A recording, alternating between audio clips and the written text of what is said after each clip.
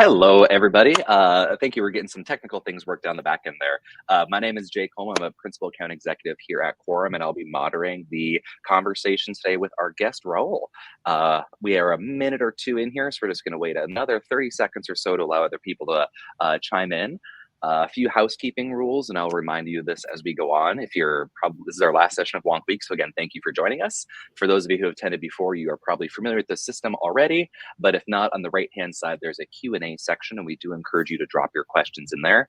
We have some content that we'll be reviewing internally with Raul, and he'll be presenting to us. But any questions you have relevant there, please let us know. Again, there's a lot of individuals and only a short amount of time, so we may not get to all of the questions, but please feel free to share comments or reactions there. And then also the recordings will be shared later on. So if any of your colleagues were unable to attend, we'll be following up later on with the recording so you can push some information to any of your colleagues that you may have. So again, thanks for joining today, and we'll get started here.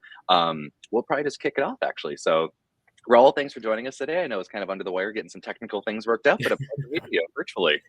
No, thanks for having me, and it's great to be here with everyone and to chat with you.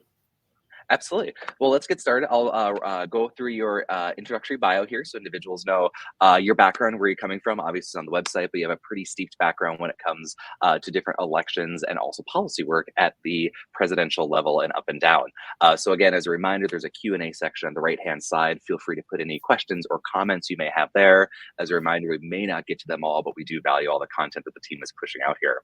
But as a matter of introduction, today we have with us Raul Alvillar, a nationally respected political strategist and political affairs executive. Raul most recently served as the Biden-Harris 2020 presidential campaign state director in the great state of New Mexico. So if we have any New Mexico natives or those in New Mexico, let us know in the chat. I'm in our office here in Thomas Circle, but I'm usually based in Fargo, North Dakota. But in our virtual world, I feel like we're everywhere. Native of New Mexico, Alvillar is a former political director for the DNC, where he collaborates decision makers and stakeholders in the White House, Congress, governor's offices, state houses, and also local organizations to disseminate the Democratic priorities and the goals. In another work that he's currently in, working with Raul's firm Resolute, he currently works with leadership to strengthen and expand strategic advisory and public affairs counsel, including crisis and risk management services, specifically in New Mexico, the Southwest, and the Caribbean. And he also works with the Resolute team in support of several global clients. A little bit to your your domestic federal work here. Raul's expansive political career began in 2020 when you were working on the Al Gore presidential campaign. And in 2007, you joined the then Senator Barack Obama's presidential campaign as the 52nd hire. So really coming in on the groundwork there for what turned out to be a pretty exciting rocket ship. After working in the presidential elections, you did join them in the White House as the associate director of the White House Office of Public Engagement. In this role, Raul helped facilitate the White House interactions with policy influencers, so he could also articulate the president's message to mass audiences. And one that's near and dear to my heart, as the intern LGBT liaison, you were able to work with the team to manage the White House's rollout of the repeal of Don't Ask, Don't Tell policy. So I can personally say thank you for all your work that you've done in that space directly. I know that was a mouthful for an interview. You definitely have some steeped background, and we're excited for you to share with our audience today. So again, thank you for joining us. Well, thank you for having me, and thank you for that introduction. I appreciate it. Thank you. Absolutely. So we're just getting started now. We have some very specific questions, but I just kind of want to paint a broad picture, right? So we're November 1st. We just got past Halloween. So that means the elections are basically 360 close days away. We have a leap year next year, so we'll add one more in there. But I guess very broad question, very 10,000 foot, but very directional, I guess. What do you see happening for the state of the ballot races in the next year, right? A lot of things are going to happen. Obviously, a lot of energies with the presidential primaries coming up, both for Republicans and Democrats early next year. But as we know, a lot of attention's moving towards the policymakers at the local and state level. So what's the kind of general vibe that you're feeling, or what gets you excited for the next year? Yeah, well, thank you for that question, Jake. I mean, there's a number of things, right? But I'm gonna correct you and say that there's an election coming up within 6 days because Virginia voting, right? Yes. So we gotta make sure we get people out to the polls and get people voting there, because it's an important race or important election rather. That's going to be coming up. So you should most definitely check with your state's, Secretary of State's web page to see when elections might be happening in your state, or even for municipal races too. And we'll get into that as we progress in the conversation. So to get to your question, Jake, basically, I'm very hopeful. I think there is a lot of there's an undercurrent, and I spoke about this undercurrent when I was a fellow at Harvard at the Kennedy School a couple of semesters ago.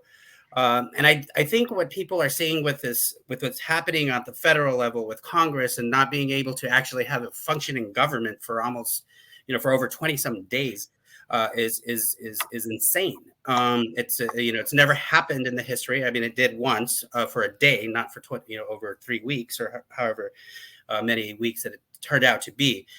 So I think there's an undercurrent where people like to see someone or people who are going to share a steady hand, and that is going to help them. That is going to make sure that they're going to be able to. I always use this analogy that they're going to be able to get that F-150 pickup truck. I'm from New Mexico, so I love them.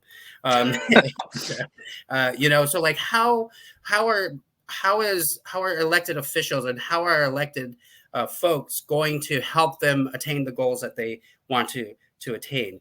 Also making sure that people can afford healthcare, making sure that people can afford simple daily things like food, but making sure that not only that they're able to purchase all these things, but also making sure that people are getting a wage that they should be getting to be able to adjust for everything that's adjusting now that we're coming off of this crazy period of COVID, right? So we had this unprecedented event, and then now we're coming off of the precipice of this unprecedented event, and so we're kind of in a correction mode right now in this country, I think, in all aspects. And so I think those types of things will signal to people, hey, we don't want this craziness where people are saying insane, wild things, that people are going out there and making sure that there's not going to be that we do not have a functioning government. So I think people are kind of tired of that. People are looking for candidates that are going to be strong and that are going to be able to let people know how they are going to help the middle class, how they're going to help the poor folks, anybody actually, better their lives and how that and move forward. That strong sense of consistency, like you said, right? Kind of feeling, I don't want to say rudderless, that maybe the overused analogy at times, really the consistency and like the feeling that something is being taken care of, right? That something being us in our futures. Actually, kind of dovetailing into that, when you mentioned obviously the 3 weeks are without a speaker in Congress, a lot of individuals are starting to feel in the government affairs space that Congress is either moving really slow or not at all in some policy areas. And obviously, with items like the speaker's election and kind of the fighting in DC, all of that mixture together, a lot of individuals are putting their attention towards the states, right? Because they feel that when it comes to the policy work, the states are potentially in a position to maybe move faster, or at least move in general, I should say. So I guess to that one, in terms of the presidential race next year, right, it's going to take up a lot of oxygen in the room, always does. But looking at the state level, I guess, with the feeling that policy is likely moving more at the state level, is the role of the governorship still the same as it used to be, or is that putting more power into the hands of governors and or state houses, or do you see some kind of a shift in that element in terms of the importance of the work that they're doing or the influence that they hold in their individual states? I mean, yes, I think so, but I'll caveat that with that, the role of a governor is always going to be the role of the governor. You're the executive of the state, correct? So you're gonna want to make sure that you're doing all the stuff that you need to do as a governor to make sure that people are, having adequate health care, again, making sure that, there's adequate policing or whatever it might be for that state to make sure, again, there's a lot of states, dealing with the question of women's rights to choose, like what's going on there, especially in a state like Ohio. And so those are important roles because the governors will kind of set the agenda as to what's going to happen policy wise. So I think it's extremely important. I think the roles will remain the same, but there's going to be a lot more I mean, but it also depends. Let me back up a little bit. It also depends on you know who wins the general election, right? If it's Joe Biden, and then we'll hopefully we have more governors in the D column, then you'll be able to get a lot of stuff done. Now, if he doesn't win and we get whoever the Republicans put out in their process, the governors are going to be extremely important, because that there's a checks and balance that we always focus on, whether it's federal, you have the Supreme Court, you have the legislative and the executive, and so on and so forth. The governors will then, if it's not in our interests or my interest as a Democrat to have that, and we don't get President Biden reelected, it'll play an extremely important role and as we move forward. So on that note, when it comes to our audience of public affairs and public policy, governmental relations individuals, how do you say that shifts the interaction that organizations have with the governor's office or the executive branches? Is this something that the pre-relationships you're building now could pay off in dividends when it comes January of 2025? Or is this something that you kind of have to wait and see? Or what's the posturing that groups can kind of take now in order to be in a good position when those things happen one way or another? Right. No, that's a great question, because what do you do? I mean, like, even with my clients and the clients that I work with here, like, we don't know if there's a government shutdown and we don't have a speaker, then nothing's going to happen. Like, nobody can even meet with you. So then that shifts over to like the importance again of going down to the governors too, or to the state legislatures. I think that's extremely important to make sure that people not only focus on federal, but also focus on other branches like the state and local stuff. Because at the end of the day, if you're not going to be able to maneuver in the federal space, you're going to have to there's an opportunity to move within the state space or the legislature space, because there's things that are coming out, whether it's from the IRA, for all the Build Back stuff and all the stuff, money that's coming out that has to still get out, right? And that they have to find projects that they can fund, whether it's broadband or building bridges or whatever it is. And so there could be opportunities there. Well, while you're waiting for the federal government to figure out their stuff, Yeah, it's interesting. Obviously, the policies are going to move either direction, so we have to always keep our pulse on what's going on, which is the key of government affairs, but then figure out how to pivot when those things take place. Specific to the governor's mansions, right? So we have 50 states that have governors, right? 50 states, 50 governors, and it's a pretty 50-50 split now. It's like 26 Republican, 24 Democrat. In office today. So do you anticipate those 50-50 splits? I guess the magic 8-ball question, right? So I guess we have to maybe render your services for to get the actual answer here. But I'll send you the bill. Perfect. Yes, send it to the finance department. It's fine. Do you anticipate that kind of even breakdown staying consistent, or do you see a big lopside either way? And then with that, what big policy changes, right? If there's a sweep and have a bunch of Democrat governors in office, which policies do you see paramount? And then on the other side, if it's Republicans, what do you see as paramount there? Yeah, no, I think there's a lot of stuff, right? I think if what people need to do is we need to make sure that people are getting out there and getting elected. I think what's happening, again, when I alluded to it at the beginning of our discussion, I think what's happening is that there's this undercurrent of people, and people are looking at what's happening with this election, not only nationally. So these local races are becoming national, right? Because what happens at a state, and I mean, we saw this in Florida, we see this in Ohio, we see this in a number of different states. We see this with school boards banning books in Florida. We see this in, but then we also have good legislation, and I also chair the 1630 fund, and we were helpful in funding stuff in Kansas. That there was a ballot initiative that was supposed to be put on the ballot in Kansas to have people vote on the whether or not they wanted to legalize or ban abortion in the state. And we went and we made it a case where we were able to not allow it to get onto the ballot. So then we were therefore we were able to have a state like Kansas reject this, and then we could move forward to say, hey, this is what the state of Kansas wants. This is, and so it set the tone and it changed the conversation in the country. So much so that we even went to Ohio and stopped it there too. So I think that, these types of things are important policy things that you alluded to in the question that will be decided in a lot of these states across the country, and not even just the states, but cities, city councils, school boards. Are they not allowing people to read about African American history? Are they not allowing people to, so these are all policies absolutely that or issues and things that we have to make sure we live in a free country, at least, is what we're told.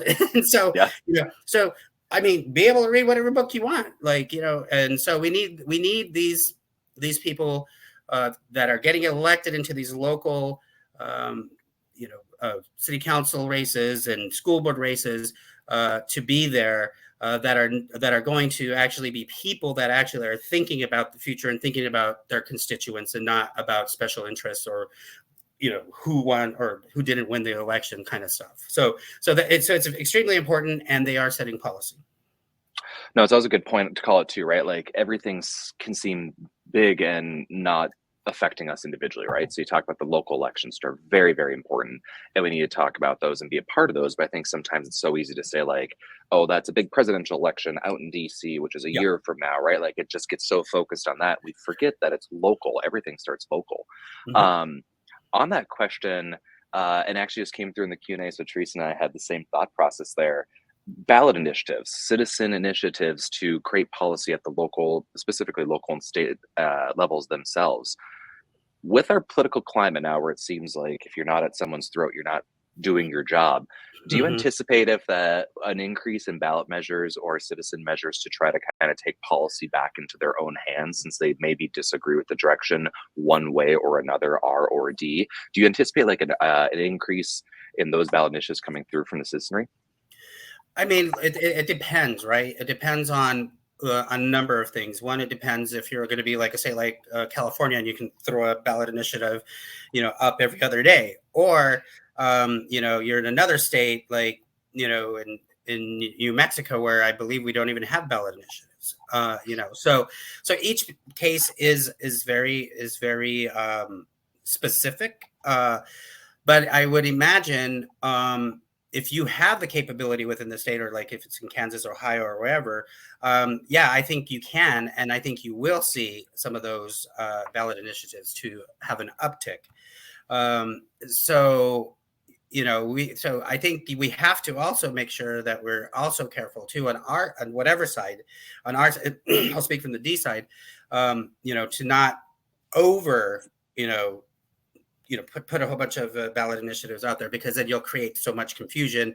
There's people that are saying, "Oh, this is too much for me to deal with right now. I can't, or I don't know what this, say yes to measure one means, or like what is it, like who do I believe?" So we got to be careful a little bit with that kind of stuff. But I think it is a way, because obviously I just spoke about it a second ago, how we changed the conversation. That even if Kansas doesn't even want this, like, what do you guys, what are you thinking, Supreme Court? What are you thinking, So. Yes, I think you have to be tactical about it, and you have to, if it's going to, again, change the conversation of the entire United States, then yes, do it. But if it's just to and you already have a complicated ballot, then I bet you're not going to know, right? I mean, and so it just depends on the state and what the uniqueness of that state is and what that ballot might be.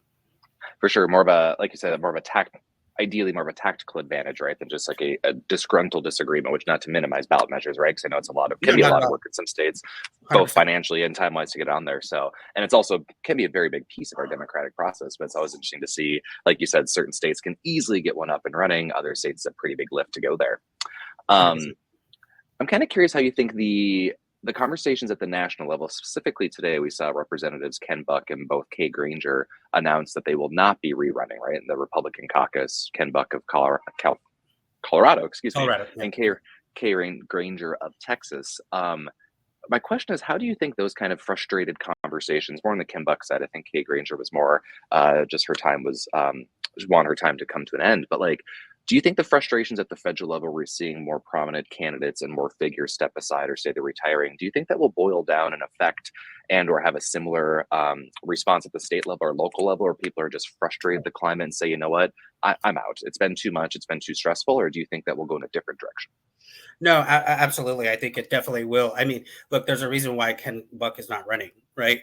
And you know, I know you know lots of elected officials. I know lots of elected officials. The one thing that they don't want to do is say, "I'm not going to run," right? Yep. Most of the time. So I, you know, and I think that's also going to transcend to the bottom ballots as well, or to down ballot races as well. Again, you know, people can only. Here's the thing I tell people all the time: you can't have and give people rights. You know, like the right to choose, the freedom to marry whoever the heck you want to marry, whatever it might be, and then take them away from somebody. Yep. Right. That's a pretty powerful thing, and that's what the Supreme Court did to women. And I said, you know, I've said they came for women. They said in the dissent itself that they're coming for LGBTQ plus, you know, folks as well. I mean, they said it, and they did it.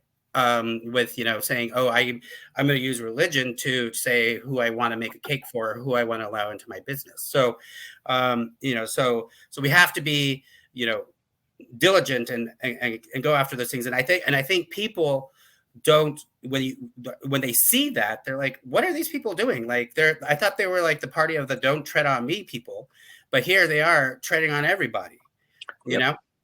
So I'm like, I'm like, I'm going to put one of those, don't tread on me stickers on my car next to my equality, you know, sticker, because it's like, okay, if you don't want to tread on people, then don't do it, you know. And but you know, you can not tread on anybody until you feel like it's, you know, that you can. So I think those are going to transcend to down ballot races, especially in the you know, city councils and the school races.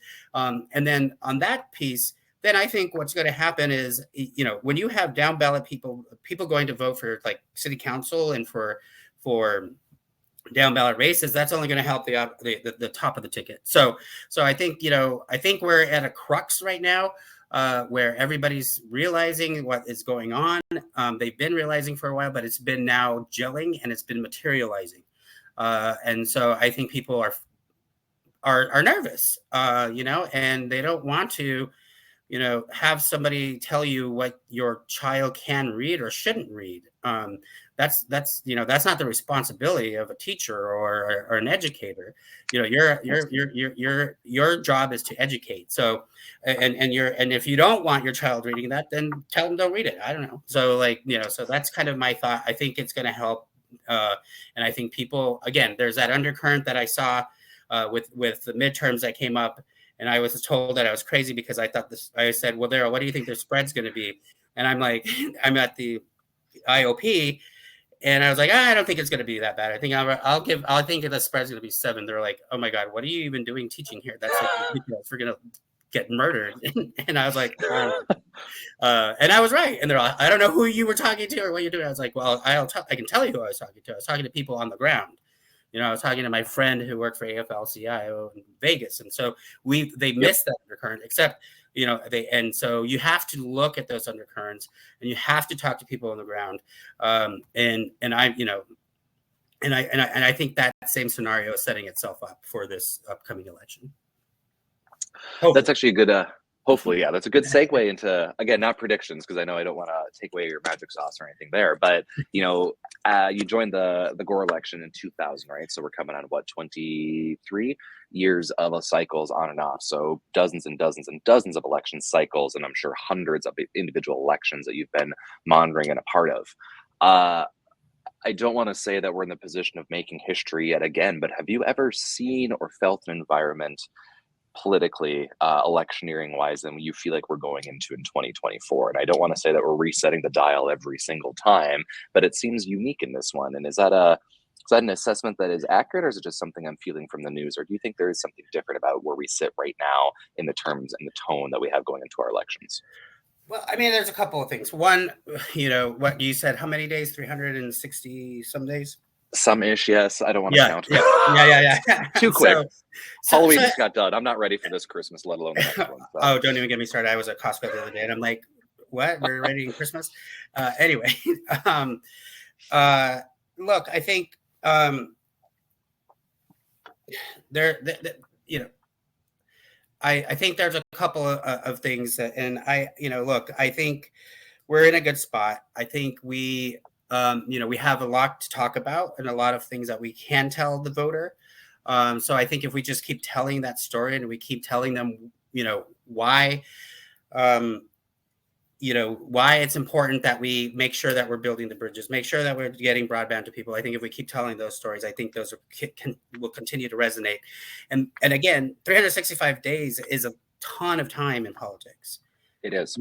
So right now, yeah, I'm feeling, I feel good, but then there's a couple of days where you're all, what did we say? I mean, but so here's the other thing. There's just so much happening in our world right now. We're now, helping or watching, what's going on in Israel right now. It's crazy. What is that sparking up? And so, I mean, it all is a combination of things that, people start thinking about when they're like, I don't want this to happen. I don't think this is right. So I think we're in a good spot, but again, 360 some days is a lot of time. And so like there's going to be a lot of people that are talking about things. I'm one of them that goes on TV to talk about things, but I like right now we're in a good spot. I think we will be in a good spot, and if things continue as they are, good economic numbers, good GDP numbers, that'll help also. And then taking it back to working in the space that we all work in, or that I work in, I think businesses and people who are in these types of leadership roles in the private sector will start feeling more confident and start feeling things that are starting to gel and starting to move. Today the Fed didn't increase the interest rate, so they didn't do that. But I think, I think there's just a lot of things that people have to look at and have to digest, and let's not even get into misinformation and dissecting that, and what is not misinformation, what is actual information. So I think we are in a good spot, and I think that will also translate as we continue to move down the field as we get closer to election day. Yeah, I was just talking to a colleague this today. I don't want to be one to like quickly pass away the time, right? I don't want to wish for another year to skip ahead by any means. But a year's a lot of time. Like you said, we have a major announcements coming every day for people who aren't rerunning. Other announcements, like a Kevin McCarthy getting primaried, our announcement of a primary zone district. We have endorsing conventions. We have primaries. We have a bunch of stuff coming up in the next 365. I used to be in the media buying space for politics, and this was obviously the bread and butter time frame, right? So you're excited for it. So there's a lot that can happen in a year. So you're absolutely right on that one. So I think it's very easy to very quickly say like, oh, it's happening, it's here now, but really it's a whole year.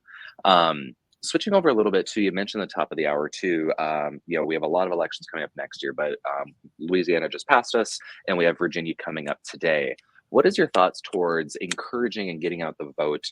Again, RD, I know from your perspective on the Democratic side of things, but a state like Virginia, where there isn't a presidential election tied to the state elections that's pushing it forward, what are some strategies you would feel out, or have strategies changed in this day and age with misinformation, with digital, and with, post-COVID? Has strategy changed to get people out to vote, especially when there's not a presidential election also driving that turnout?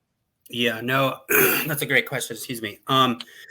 There's a lot for going on. And in terms of strategy, again, I mean, look, this for us actually in Virginia happening on November 7th is going to be a big deal, right? They're very close to their legislature. They're going to be considered the weather bell, if you will, and that will kind of have a precursor into like what might happen as we move forward. And so I think that will be very telling. To answer your question about getting people out to vote, right? I think what's going to happen is, we're moving into all these new spaces with AI, and which is a little scary to me, but understand it, and get it.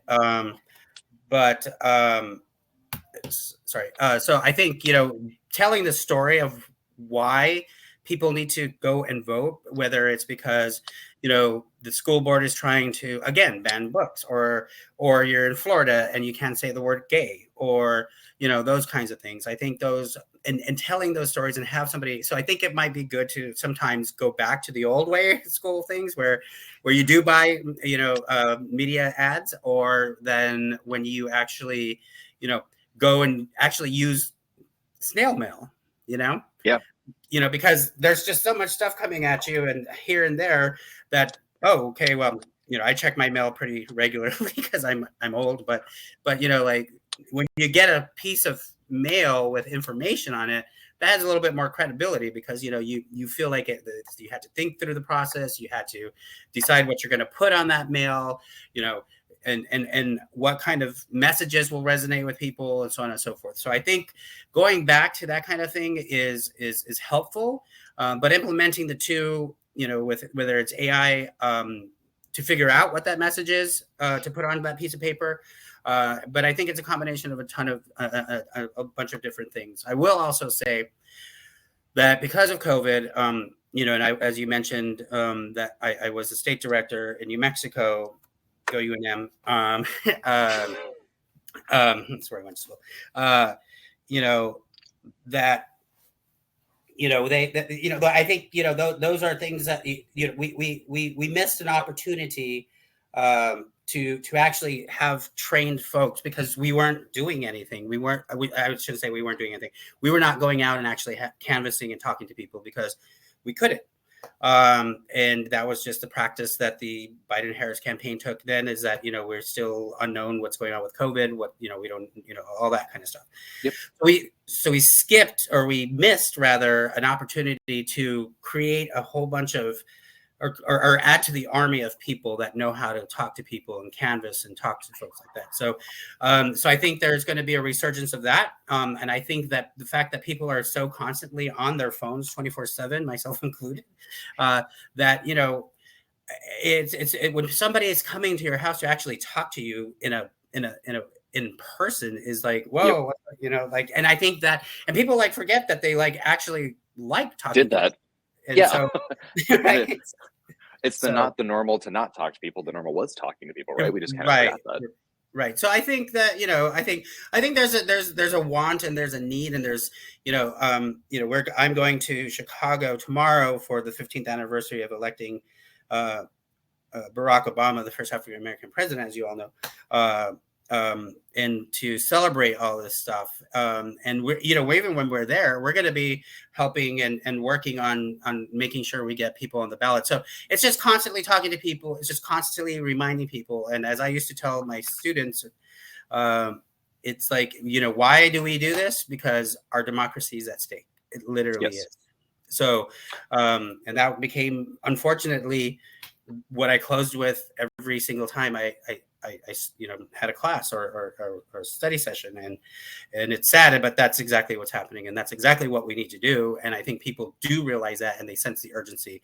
And again, all this stuff that's going on with all this BS with what just happened, with Congress, is reminding people that we need to start getting people that are competent, that understand the constituents, that are actually there for the constituents and actually there to help people, and not there to, do whatever they think they're trying to do or need to do because, they're worried about losing power. Yeah. Policy happens one way or another, right? If we get tired and stay on our couch and we don't vote and we don't get involved, it's still going to happen. Will it be the policy we want to happen? And that's can't determine that, but it's going to happen one way or the other, right? So, on that theme there, we have presidential primaries and caucuses to go through yet. Obviously, they'll be gearing up here before we know it. Mm-hmm. And we'll start seeing some numbers on the board. But on that theme that you were saying there, in terms of people getting fired up and excited for it, if we do wind up with another rematch of Trump versus presidents, versus, do you think that will energize individuals at the lower level tickets to get out and vote, or is it going to be a rinse and repeat and people are like, oh, again, here we go? Like, what do you think the sense is? It going to be a flat line or is it going to be a spike? I think there will be a spike. I think there's going to be a spike. I mean, again, like I said, you people don't want to, and I'll tell this story. When I actually went to speak at the the Harvard Democrats Young Democrats event, and they were speaking, and we were talking, and they said, we were out canvassing for Jean Shaheen, and we went to a house, and we were like, hey, vote for Jean Shaheen, and blah blah blah. They're, oh yeah, we're going to do that. And then the students said, well, and then they said to us, don't go to that house over there because we don't know what they're going to do. They're like MAGA, Okay. like whatever. Okay. And you don't want to live in a neighborhood where you have to worry about if you say something wrong that someone's going to go off the rocker and do something. And that's kind of like that's kind of a real thing that actually has transpired in this country, which is scary. And so I think those kinds of things will help spike, to use your word, the interest, and say, I don't want to live in a neighborhood where I have to worry about this. Yes. I don't want to I want an elected official. I want a city councilor or a county commissioner that's going to make sure that my potholes get fixed, my trash is picked up on time, and that I can, live, educate, shop, and play in my neighborhood, and actually have a sustainable neighborhood. I don't want to be like, and I think that's a real thing. And again, I think it's that undercurrent that people don't pay attention to, because people only like to pay attention to polls. No offense to anybody who does polling, but I always say polling is good for you when it's good for you, and it's bad for you when it's bad for you. Yes. I also, I did polling when I was in college, and I also know that you can also, again, lead the witness to what you want them to say or what they think. Yes. So. And then there's just so much stuff about it. I mean, it gives you a good baseline, but you can't. I think that you got to look at the whole thing holistically, and you actually have to talk to people on the ground, and you have to talk to voters. And so I think that all of that combined will be a spike. And I think we're going to hopefully add to the House, and I think we'll hopefully keep the Senate and hopefully win a few more races. No, that's a good call out. Our conversation yesterday, one of the panels I was on was around AI and data privacy, right? And the conversation was all about the biases of the data going into the AI conversation, similar with polls too, right? Like you said, you can lead the witness, the quality of question and data and sampling and all those things going into it. So no, it's going to be a very interesting year in terms of the excitement around both financially, obviously, for elections where it goes, and also individuals on the ground who are engaging with the electorate door to door, and hopefully safely going door to door, be able to talk to constituents. Switching over a little bit to control of which parties control the state chambers, right? So right now we have 30, I think is it like 36 or 39 trifectas. So the same party controls House, Senate, and the gubernatorial mansion. I think that's the highest it's been in the last 20 to 30 years. And along with that, outside of Alaska, one party controls the House and the Senate from a policymaking perspective. Do you think that is extraordinary right now, that there's not a lot of power sharing or different parties in charge from the gubernatorial to the House and to the Senate? Or do you see a trend where we're going to see a lot more states kind of locking in where one party kind of is in control of all? Or do you see it breaking down to having more bipartisanship or control of bipartisanship, I should say? Yeah, that's a great question. I mean, look, there's a lot of stuff that goes into that, right? I think the other thing is like how is redistricting done, right? Where are we with redistricting rather, excuse me, in a lot of these states, and then also, there's so many races that are out there. The DLCC, Democratic Legislative Council, committee, I think is the acronym for it. It's DC, our acronym soup, right? So right. I have so many in my head, but anyway, the DLCC is going to have a lot of work. I also sit on an advisory board for an organization called Forward Majority that works on races that are specifically down ballot. That's how much I love and how much I shouldn't say how much I believe that down ballot races are important. So I said, all these things. So, I think, look, I think what's happening is that these folks and these people on the extreme right, even on the right, I guess too, are just so not in tune with what's going on with their constituency base. And I think what's happening is that they're even turning off some of their people that are not on the fringe, right? And so when you have people talking crazy stuff, because it's basically just it's insane, helps. And so I think it may swing some of the districts that are heavily redistrict towards ours or D's. And I think what's going to happen is we're going to see this shift because it's becoming so extreme that people are just going to again say, look, we can't have this. I think they'll lose independence as well, which can help us or help get the person who's running against someone who's a MAGA extremist or so I think again here's the other thing, every single district is different, right? Yes. You can be in the most liberal district, like let's say in Dallas, like Oak Lawn, right? And, that's pretty liberal, but then you have other parts of the city that are not. So I think if you can peel off those folks, I think we're going to see a lot of changes that will, and we saw this, and we're seeing it with special elections actually around the country, that people are not going for, a Carrie Lake type of person. They're like, no. We need somebody who actually is going to listen to what we're saying and actually do what we need them to do to better our lives. And I think it's going to help. Now, we win all of them? Probably not, but I think we'll be in a good spot.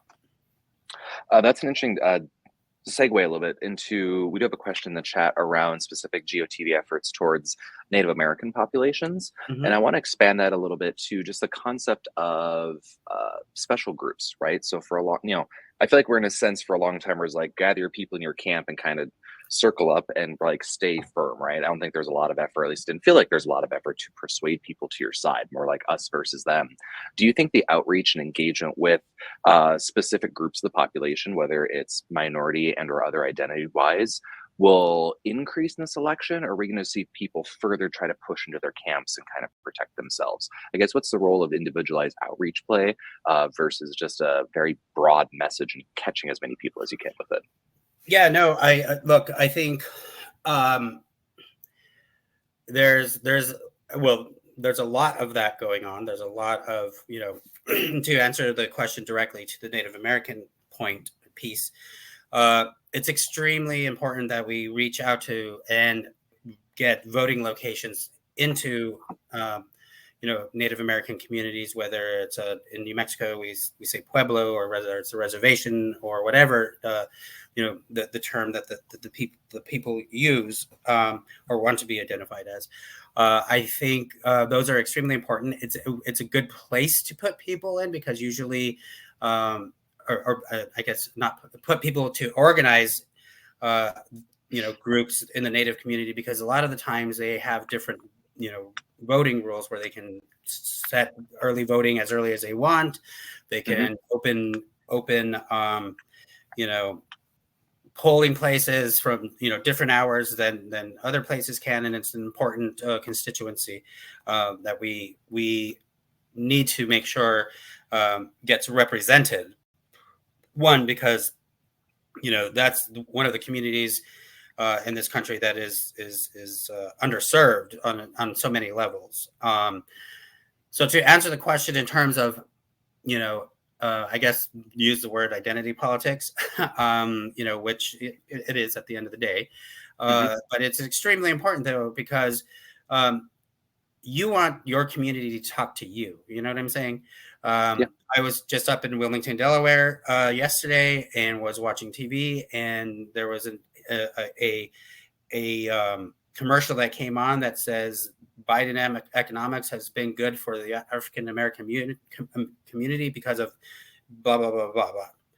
The fact that they're going out this early talking to the African American community tells me that there's going to be a large investment in that kind of politicking, communication, right? And so I think it's going to be extremely important. I think they're going to do it. I mean, there's a lot of stuff that we have to do within the Hispanic community. We don't say Latinx because Latinos don't like the word Latinx. 80% to the tune of 80% that do not identify with.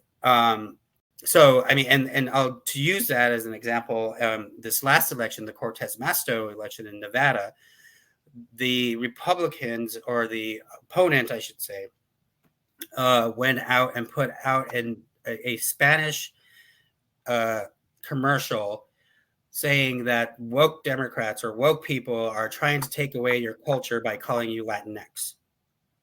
Like, that's how bad it was. And so, and a close race like that could make or break something, on the margins. And so anyway, so it's important, and there's going to be, I think, a large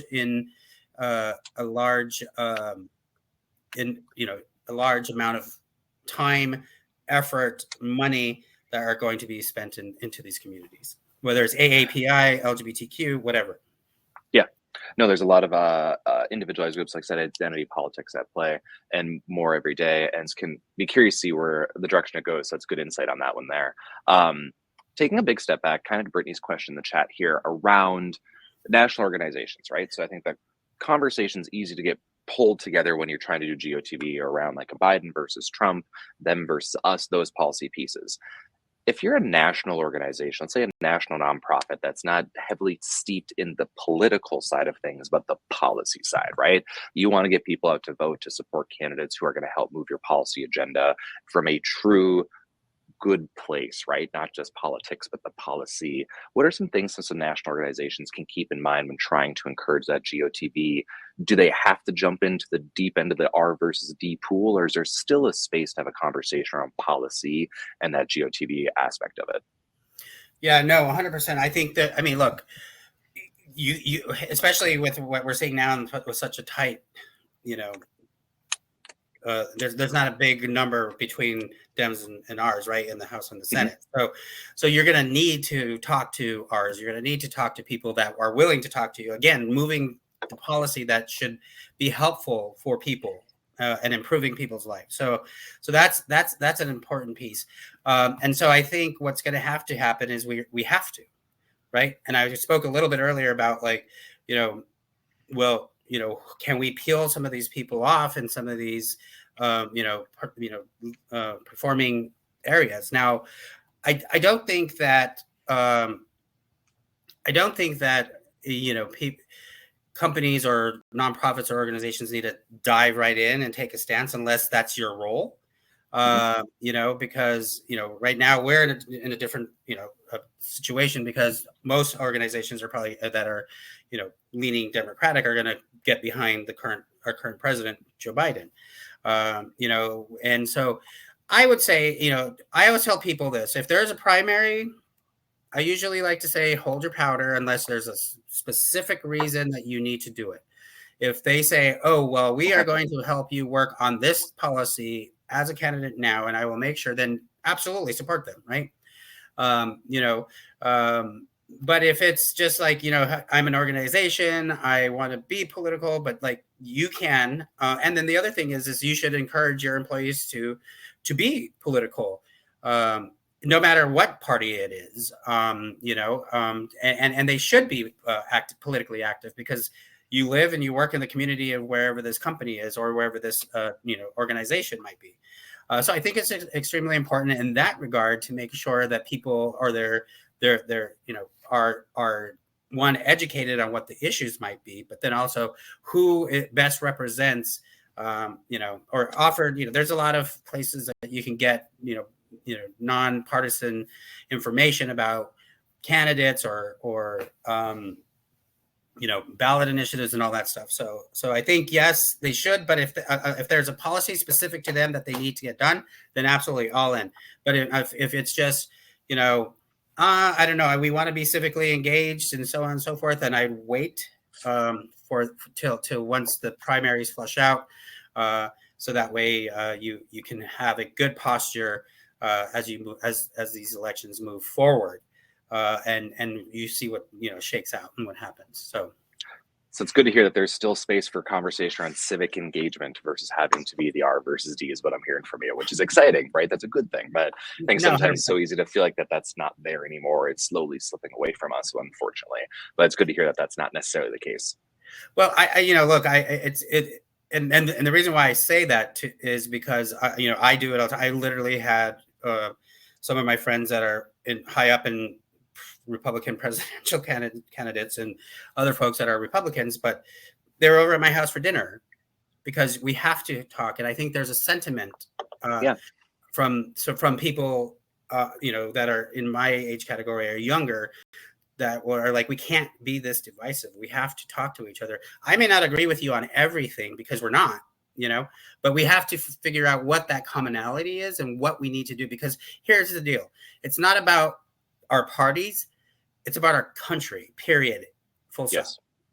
And making sure that our country is a just country, an equal, a country for equality, a country that isn't, pitting people against each other, and so those are, so I think there is, because we have been so vitriol, whether it's over here, and just like the fact that people are threatening people, like members that are serving as public servants, is insane. And nobody should have to deal with that. I don't care who you are. So I think, that stuff is going to keep those types of things will start, I think, to have more conversations that are more, bipartisan, and because we have to, and we need those things to get things like immigration done instead of, but there's a segment of the, of the electoral body and the member in the House that doesn't want to, because this is a political wedge for them. So they say they want to do stuff, but then, okay, well, where were you, when you had all chambers? But then you can say the same thing about Obama too, right?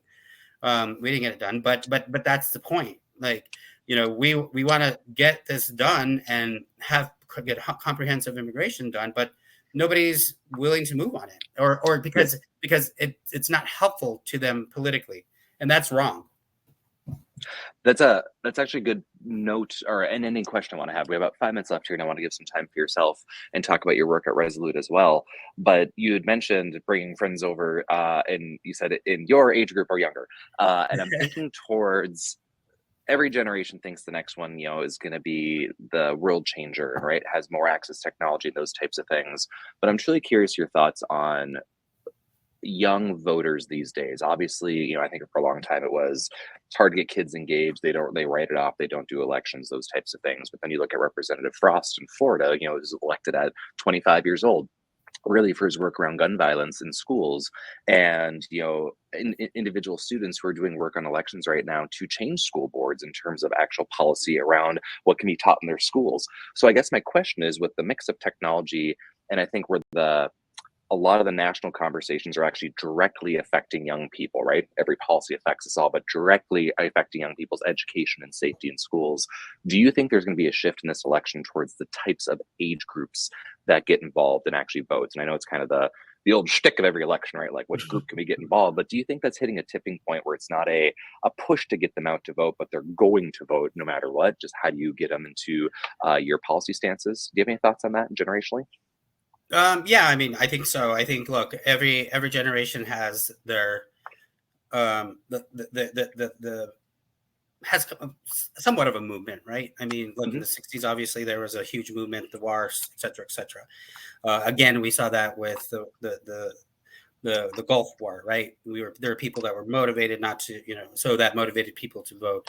I think now in this election for this generation that's coming up, that's younger, I think what's happening in Israel right now is a huge, we're talking about it on a national level about the differences between campuses, right, and what's going on in these campuses, Yes. whether Palestinian or Jewish, whatever. So that, and I think the other thing that is really, really getting people to vote, and is going to motivate younger folks to vote, is the LGBTQ plus policies that these folks are trying to, again, like I said, they're coming for us, right? I think this is also a generational thing for all people, I guess. The policing situation, like, what does that look like? How do we deal with that? And again, I said I'm on the record for saying this. I want to talk about Roe every day, all day, 24/7. Yes. Again, going back to what I said, you can't give people rights and then take them away. And if you do, then you're like, it's like, what the heck, So look, I think, my generation, I think it was more the Gulf War than anything. But I think everything that is happening here is going to motivate young people, because at the end of the day, you don't want to look to the future and see that it's not going to be a future that you want to be a part of, or that you think that it's a world that you need to be in. And so I think they become more motivated. They become more interested to go and vote. But then you have the flip side too, where the misinformation people are like, "Oh, your vote doesn't matter. Democracy sucks." Yep. Like, blah blah blah, because that's also real too, right? But all you need is 50 plus one. So if you can plus one, if you can talk to that one or that two or three people that can get you over the hump or over the thing, it's worth it. And I think that I think that this generation, and I think this upcoming voting segment is going to be motivated. Good. Hopefully one to be reckoned with. Right. My nieces and nephews are coming up in me. It's just a little bit behind me, a little bit further behind me than I care to admit, but that's a different conversation. So, well, Raul, we're coming up on time here. I did want to ask finally, first of all, thank you for your time. Thank you for all the panelists and the good conversation. For you, if any of our panelists or individuals want to reach out to yourself or Resolute to see kind of work you're a part of or to learn more, is there a place you can direct them towards if they have any particular questions for you? Yeah, no, definitely. There's our website, resolutepublicaffairs.com. You can go there, see me, and you can also reach out to, I think my email's there too. You can reach out, or I can just drop it here, or happy to take, I talked to a lot of people, so I have a lot of emails coming in, so I'm happy I try to respond to everybody that sends me something. So I'm happy to drop my email here. If you want to put in the chat, that'd be great. Yeah, I appreciate that. I know we're coming up on time here. So again, I want to thank you so much. I know it's towards the end of the day, so I appreciate everybody's time both today and during Wonk Week.